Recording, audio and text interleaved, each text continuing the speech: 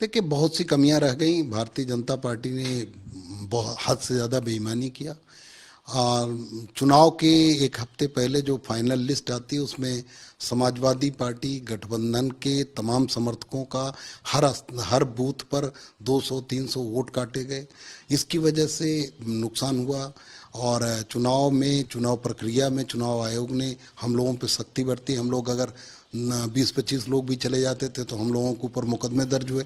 Bharatiya Janata party ने क्या किया उस पर? नहीं, पर जितनी सीट्स का डिफरेंस है, मानते हैं आप लोग कह रहे हैं, ईवीएम को लेकर भी कह रहे हैं, चुनाव आयोग ने भी कर दिया, पर जितना डिफरेंस आ रहा है उतना डिफरेंस तो कहीं ना कहीं पार्टी में भी कहीं ना कहीं कुछ कमी रही होगी ना, जिसकी वजह से इतना डिफरेंस। नहीं, बहुत डिफरेंस। देखिए, बहुत सी सीटें बहुत नज़दीक से हारे हैं, 200-300, बहुत से हराई भी गई। लेकिन देखिए, मेरा जैसे मैं लगातार कह रहा हूं कि प्रत्याशियों ने, गठबंधन प्रत्याशियों ने ओवर कॉन्फिडेंस की वजह से बहुत से चुनाव हारे हैं।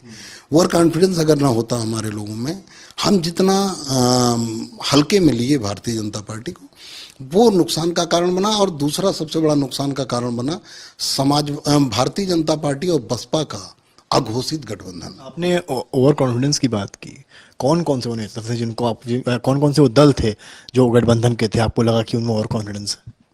नहीं, गठबंधन के तमाम नेताओं में ओवर कॉन्फिडेंस था। कुछ तो ऐसे गठबंधन के साथी थे जो लगातार बड़ी बड़ी बातें कर रहे थे, लंबी लंबी फेंक रहे थे कि चापम चाप वोट मिल रहा। भाषा की भी मर्यादा नहीं थी कि क्या बोल रहे हैं वो लोग, नेशनल चैनल पे क्या देख रहे हैं। ये मेरी भाषा नहीं, आप जानते हैं किसकी भाषा। तो किसकी भाषा? अब तो आप जानते हैं, सब जानते हैं, मुझे बताने की जरूरत नहीं, नाम लेने की जरूरत नहीं। तो आप ये भाषा का इस्तेमाल करेंगे और इस तरह ओवर कॉन्फिडेंस में रहेंगे। और अपने गठबंधन के सबसे बड़े नेता, गठबंधन दल के नेता अखिलेश यादव जी को ओवर कॉन्फिडेंस किया गया कि आप बस, आपको कुछ कोई है ही नहीं टक्कर में, हम अकेले लड़ रहे हैं चुनाव, कोई है ही नहीं। ये ओवर कॉन्फिडेंस था। जबकि मैं हमेशा जिससे भी मेरी मुलाकात हुई समाजवादी पार्टी के वरिष्ठ नेताओं से, उन सबसे मैंने कहा कि हम हवा में नहीं रह सकते। भारतीय जनता पार्टी को हल्के में अगर लिया हम लोगों ने तो हम नुकसान उठाएंगे और ओवर कॉन्फिडेंस हमको ले डूबा। नहीं, तो ओवर कॉन्फिडेंस किसने दिया? फाजिल नगर से लड़े उन्होंने दिया? नहीं, मैं किसी का नाम नहीं, बहुत लोगों के अंदर ओवर कॉन्फिडेंस था। बहुत लंबी लंबी लोग फेंक रहे थे चुनाव के पहले, चुनाव के दौरान। सब कोई भी भारतीय जनता पार्टी को तवज्जो देने के पक्ष में नहीं था। अगर तवज्जो देते तो एक एक वोट जोड़ते। मैं तो यही बात मैंने हमेशा कही कि अब पश्चिमी उत्तर प्रदेश में महान दल काफ़ी मजबूत स्थिति में था, लेकिन प्रत्याशियों ने झंडे तक नहीं लगाए। समाजवादी पार्टी गठबंधन प्रत्याशियों ने झंडे तक नहीं लगाए, कहीं तवज्जो नहीं दिया गया, कहीं पूछा तक नहीं गया, कहीं बुलाया नहीं गया, कहीं महान दल के पदाधिकारियों को कहीं इस्तेमाल ही नहीं हुआ। स्वामी प्रसाद मौर्य के आने के बाद तो बहुत हवा थी कि अब सब कुछ सही है, बड़े बड़े मंत्री आ रहे हैं। स्वामी प्रसाद मौर्य जी के आने के पहले लगभग सब कुछ ठीक चल रहा था, सब मजबूती से लड़ रहे थे और सब जमीनी स्तर पर। लेकिन उनके आने के बाद लोगों को लगा कि अब हमारी लड़ाई रही नहीं गई, भारतीय जनता पार्टी की तो कमर टूट गई। और उनके आने के बाद ओवर कॉन्फिडेंस और ज़्यादा बढ़ा और सब में बढ़ा। उनकी तरफ से भी कुछ कहा गया?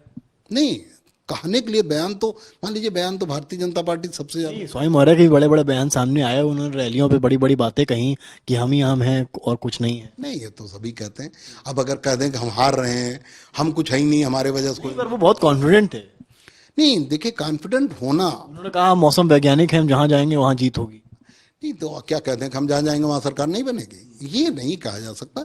लेकिन ये बात बिल्कुल सही नहीं है कि बयान कौन क्या दे रहा है। बयान तो चुनाव में बहुत से लोग देते हैं। मोदी जी ने कहा कि सबके घर में 15-15 लाख आएंगे, मिला क्या? उसके बाद अमित शाह जी ने कहा जुमला। तो चुनाव में तो बहुत से लोग। नहीं, अभी आप ही ने बड़बोलेपन की बात की ना। नहीं, मैं बड़बोलेपन की बात कर रहा हूँ कि बड़बोलापन जो मंच पे था वो तो होना चाहिए, उसमें नहीं बात, बयानों में तो होना चाहिए। लेकिन अंदर भी बड़बोलापन था। अंदर भी जब समीक्षाएं हो रही थी, जब प्रत्याशी बैठ रहे थे, चुनाव के अंदरूनी हिस्से की बात कर रहा हूँ, उसमें भी बहुत ओवर कॉन्फिडेंस था।